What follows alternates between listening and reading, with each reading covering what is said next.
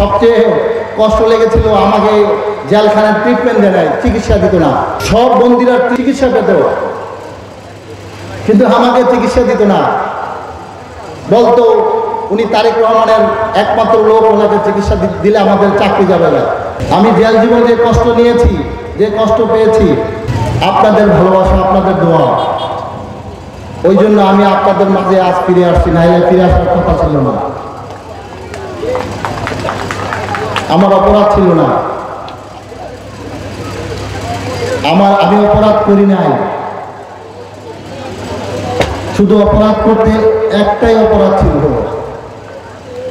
আজকে যেমনি আপনারা আমাকে ভালোবাসেন, সেদিন আমিও আপনাদেরকে এমনি করে ভালোবাসতে আসছিলাম।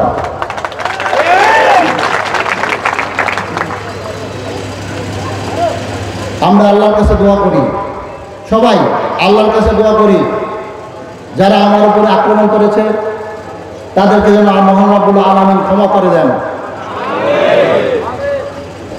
তাদেরকে যেন আল্লাহ সুস্থ এবং সুন্দর বিবেক বুদ্ধি দেন। প্রতিটা মানুষের পাশে যেন তারা সুস্থ চিন্তা নিয়ে আসতে পারে, মানুষগুলোকে যেন কোনোভাবে আর নির্যাতনের শিকার না হতে হয়, সেরকম মানসিকতা নিয়ে যেতে তারা আমাদের মাঝে আসুক। এটা আমি আল্লাহর কাছে দোয়া করি। আপনারা করেন না?